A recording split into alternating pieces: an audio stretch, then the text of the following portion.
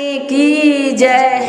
अरे एक पेरा तुलसी आंगनवा में रोपलिए भला रे तुलसी आंगन रोपलिए भला रे तो से यार फारे फूले गेले का जनार भला रे तो से यार फारे फूले गेले का जनार भला रे तो के रे पटा पनिया भला रे तो से यार गंगा जला पनिया भला रे तो से यार के रे पटावे गैया दूध भला रे तो से यार के रे पटावे गैया दूध भला रे तो सामी मोर पटावा दिन गंगा जला पनिया भला रे तो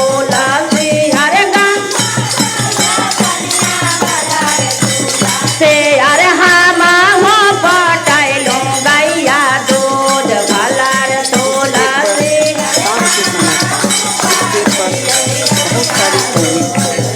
के वो जे मांगो है बेटा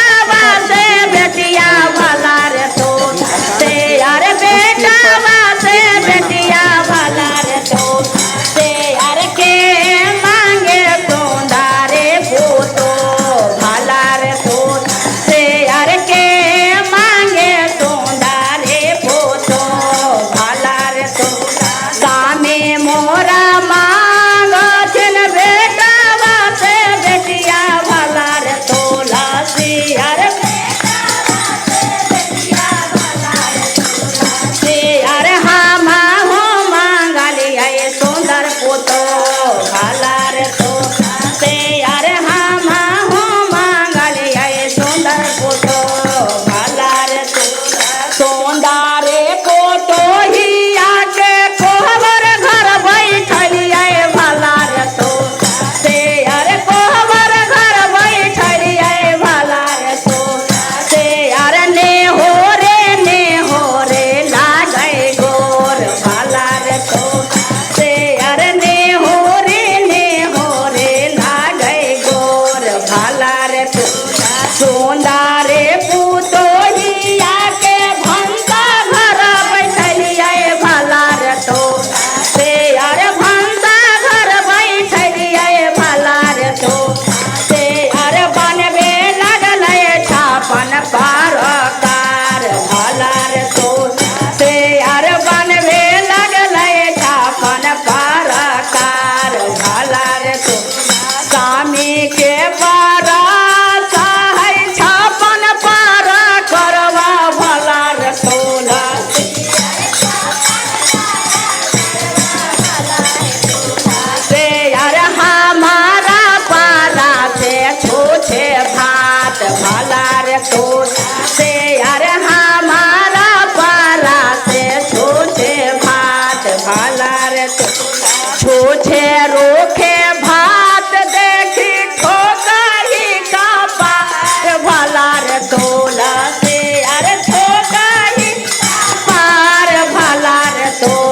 से अरे छोछे भतना हमरा के सोहाय भला रे तो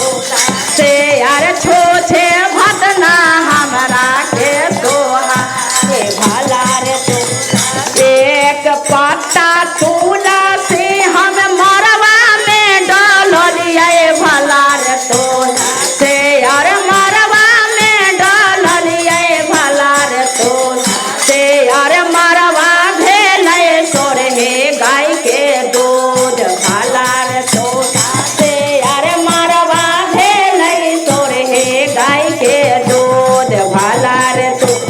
सामे मोरा खा छापन पारा करवा भला रे तो